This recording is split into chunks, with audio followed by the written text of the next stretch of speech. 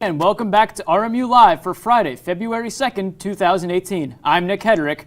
And I'm Reagan Check. Here's what's happening now. Vice President Mike Pence is in Pittsburgh today, and RMU Century Media's Gage Golding is there live with more.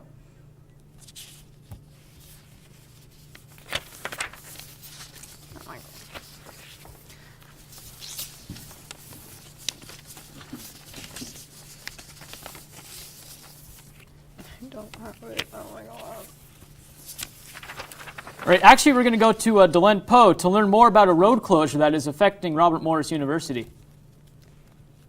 The construction crews plan to close down the main entrance to campus, which means all students and faculty had to be rerouted into the Colonial lot instead of going through Nicholson. They plan to shut down the main entrance to campus on February 2nd, but due to the weather conditions last night, they postponed it. They haven't released when they actually want to close down the road. Deland Poe, RMU Century Media.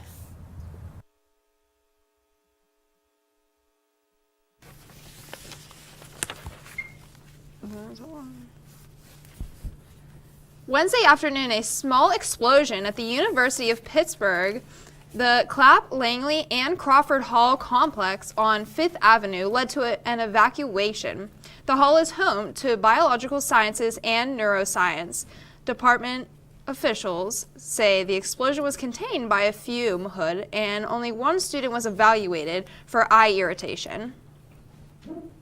Steelers linebacker Ryan Shazier is being released from the hospital after he suffered a spinal injury in December while making a tackle against the Cincinnati Bengals.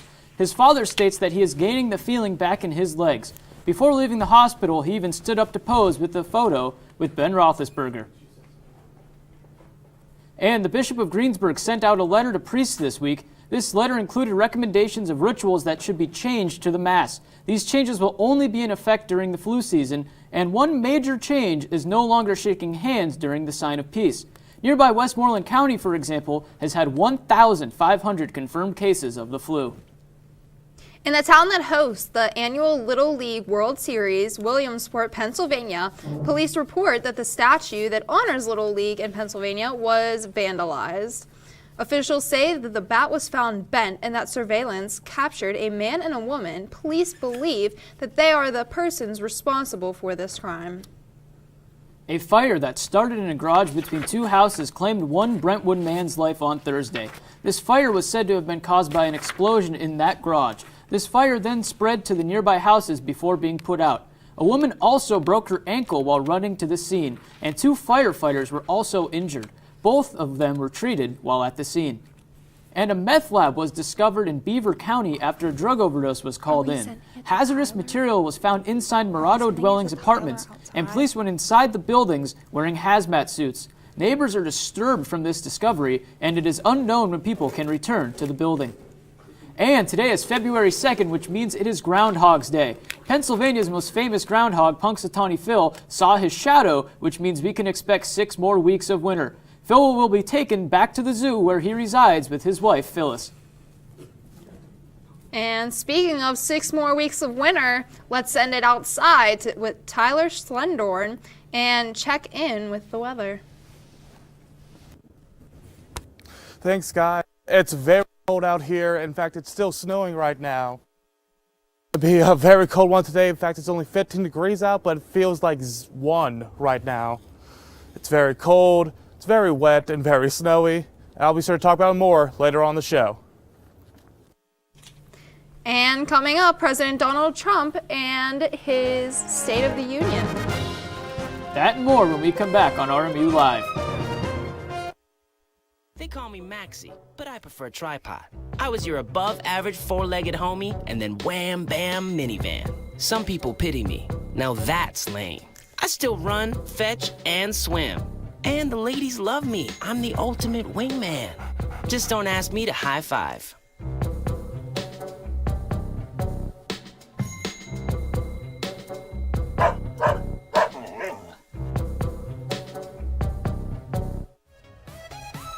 Here at Robert Morris University, we pride ourselves at the experience that our students gain while they're actively learning in the classroom.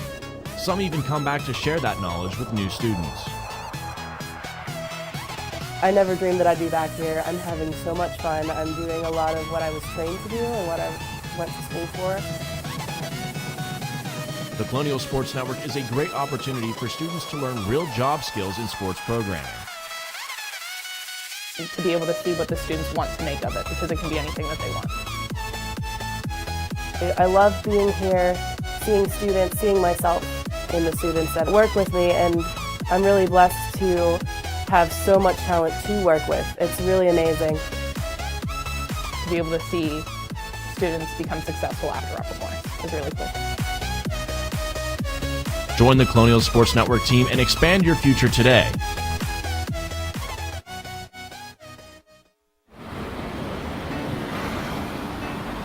Hey, let's check out this park.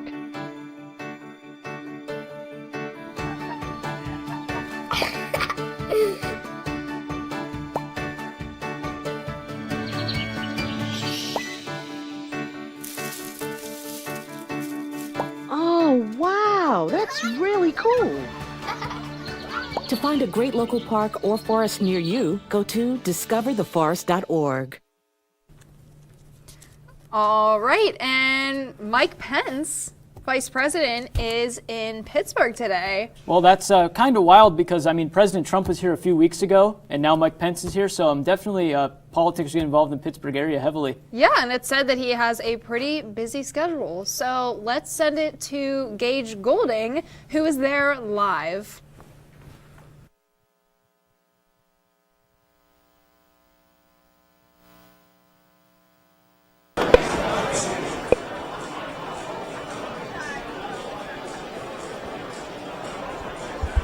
We're here at the Bethel Park Community Center in Bethel Park, where Rick Saccone is hosting a rally, and a special visitor coming the whole way from Washington, D.C.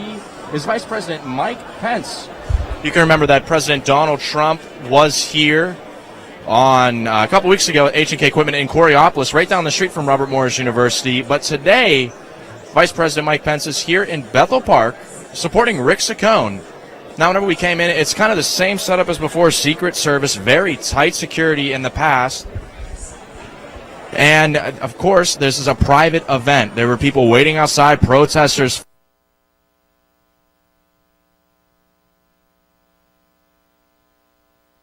Community Center, where only private invitations to get into this specific event. Now, as you can see, the people are here, and they are filling up.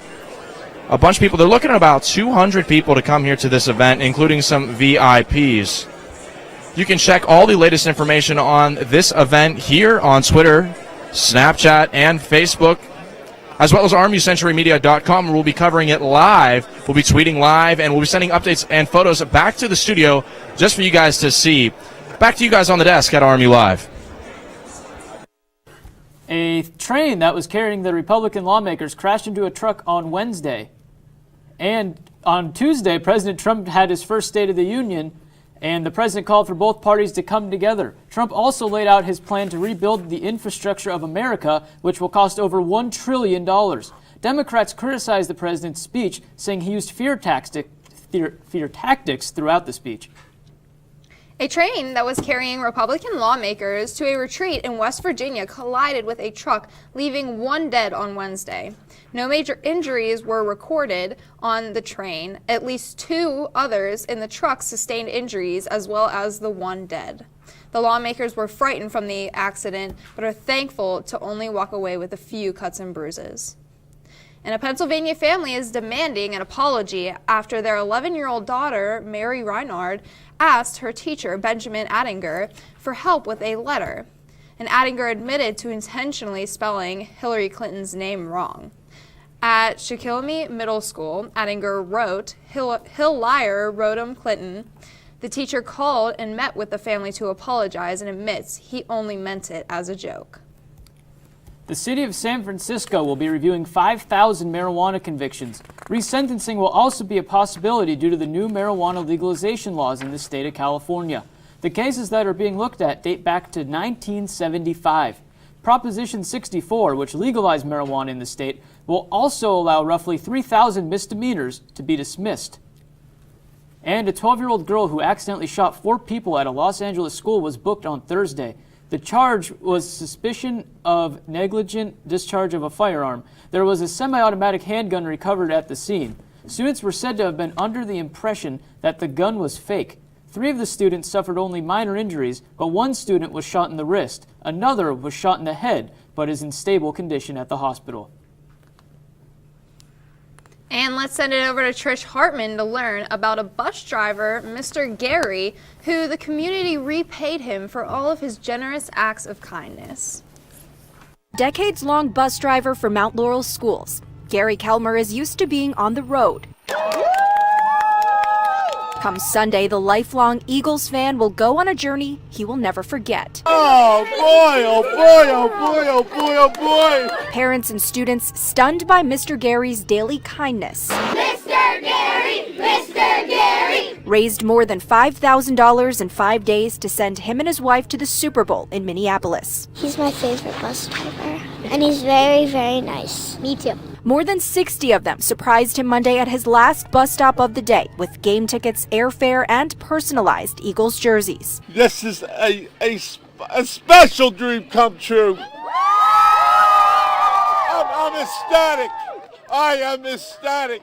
Mr. Gary's love of the birds began at childhood. My father took me to Franklin Field in 1960 for the NFL championship. And he instilled that team loyalty in students, often teaching them the fight song during bus rides, says fundraiser organizer Amy Smith. He just goes over and above. He's so kind. He's a wonderful person. He does so much for the community. Even some whose college-aged children used to ride Mr. Gary's bus came to surprise him, not wanting to miss contributing to an unforgettable experience for an unforgettable person. Fly, Eagles, fly, on the road to victory. And be sure to tune in to all our other shows, RMU Live, Mondays at 1 p.m. and Fridays at noon. Sports Talk in the Berg and RMU Tonight, Wednesdays at 5 p.m. and Colonial Sports Center, Thursday at 9:30 p.m. here on RMU TV.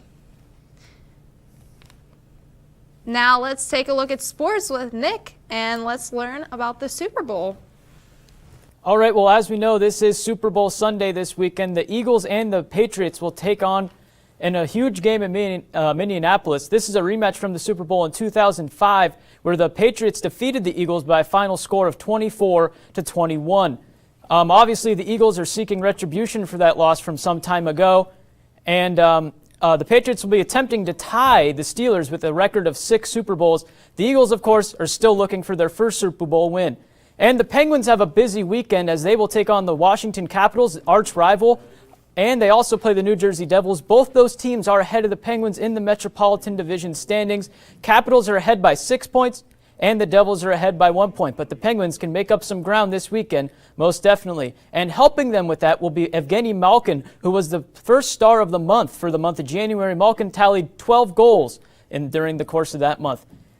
And in RMU sports, the men's hockey team will be taking on Sacred Heart, coming off of a split last weekend against AIC. The women's team will have the weekend off. And in RMU basketball, the men's team will take on Farley Dickinson. That will be at PPG Paints Arena. And the women's team will take on St. Francis, where they will try to improve to 10-0 in the conference. That's all the time we have for sports. We're going to throw it back over to Reagan Check at the desk. Reagan?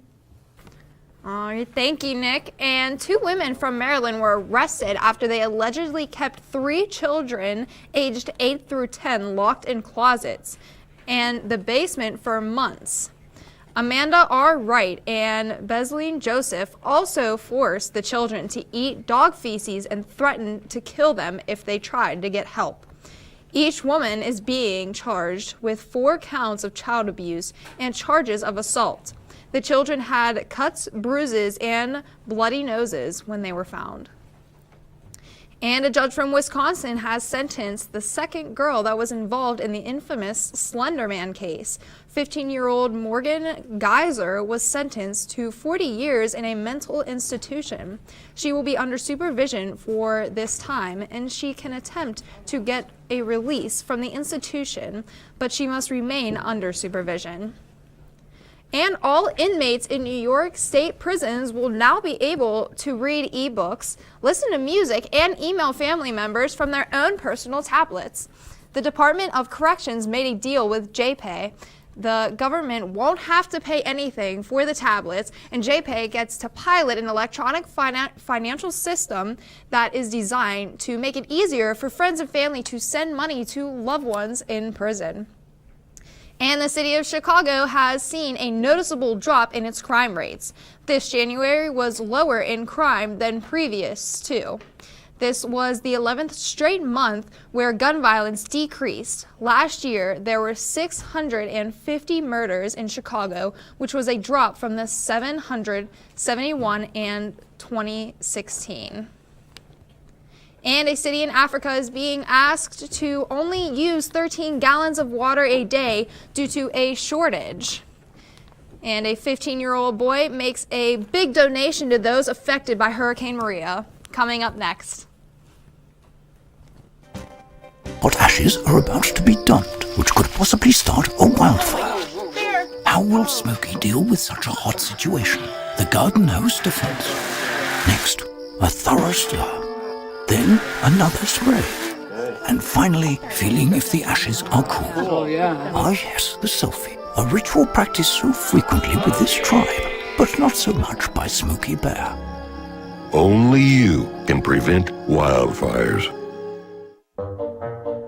They call me Prince like I'm royalty or something. But the places I've lived ain't no palaces. So I don't need grilled salmon or a new scratching post.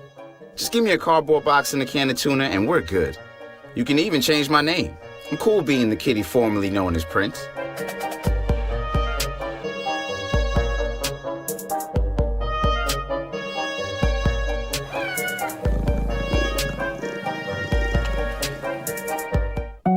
They told me a bottle couldn't dream. That I would never become a superhero.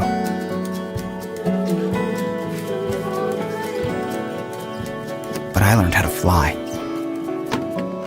Just to come back in a new disguise. And be the hero that I've always wanted to be.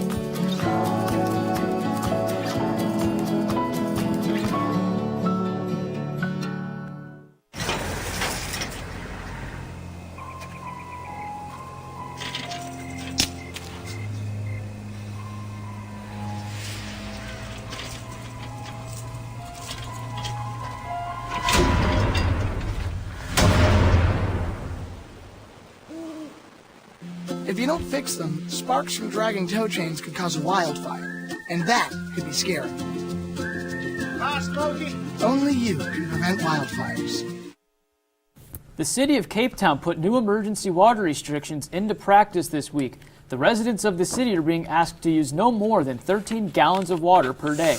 It has been determined that water in the town will run out by April 16th. Experts are keeping an eye on the water consumption for each day.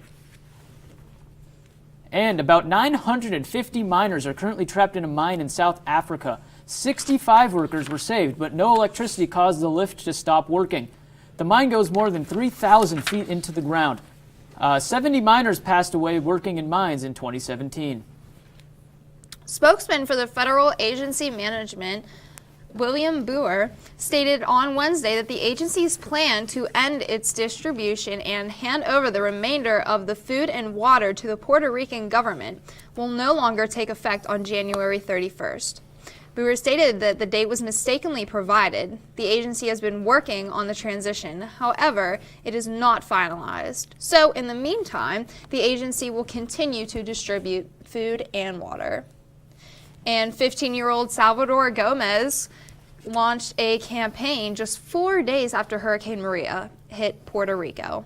His goal was to raise $100,000 and use the money to buy portable lamps and hand-operated washing machines for the residents in Puerto Rico. However, Salvador was able to raise $125,000 and has donated 1,400 solar lamps and still has 1,600 lamps that he hopes to distribute soon.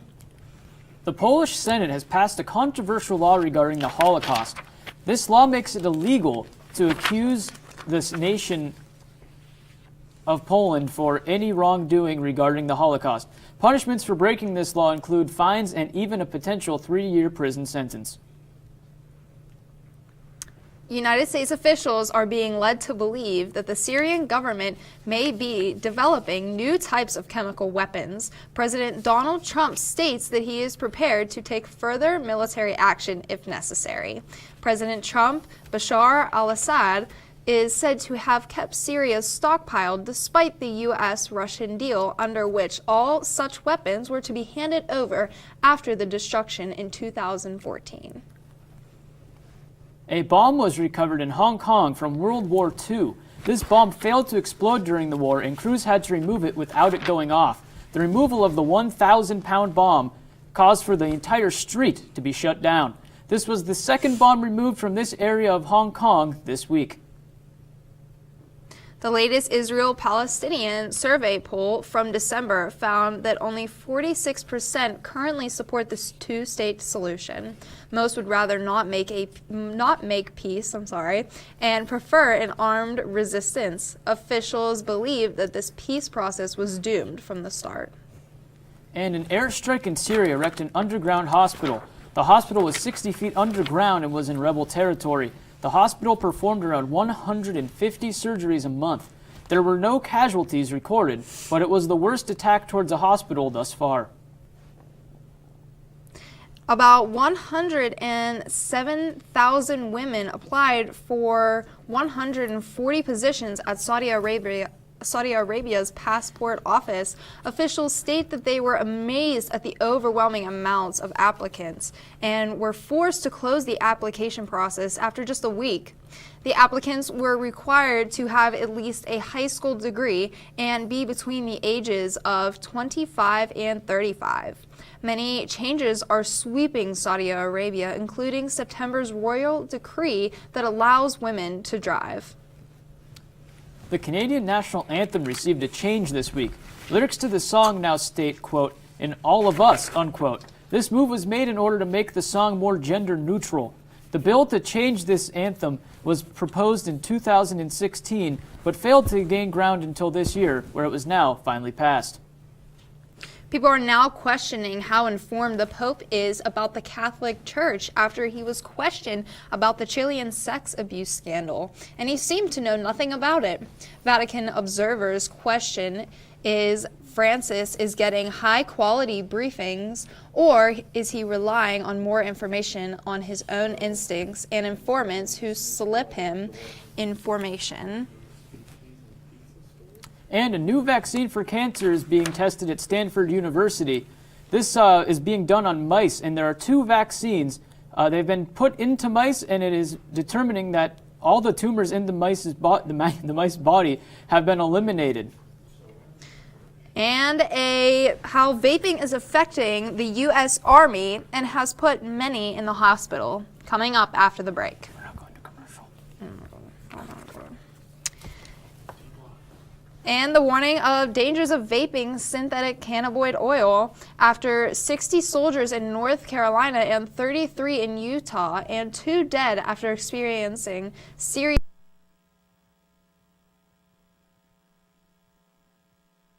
and palpitations, dilated pupils, dizziness, agitation, and seizures. Officials believe that this problem has the potential to spread quickly.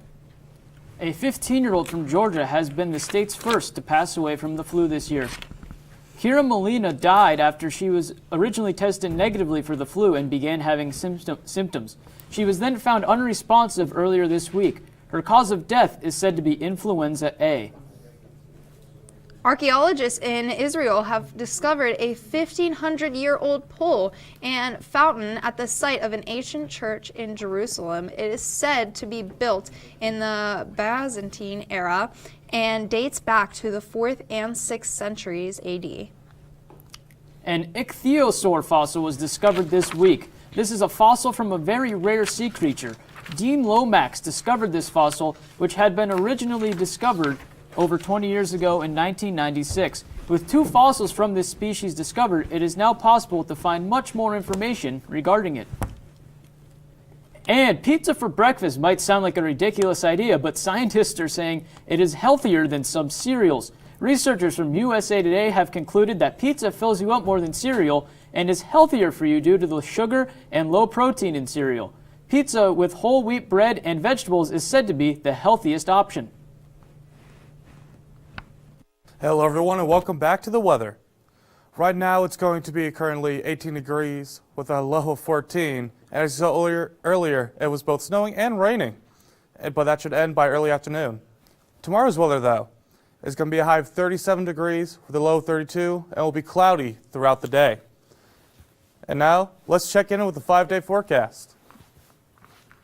5-day forecast is that it's just going to be a messy week, guys. It's going to be cloudy, it's going to be rainy, it's going to be snowy, and it's definitely going to be cold, cold, cold. Hope you guys have a good winter jacket, and I hope you also like some snowball fights, because there's going to be a lot of snow here on campus. And now, let's throw it back to the desk. Thank you, Tyler. And that's all we have for RMU Live. We will see you next week. Have a great weekend.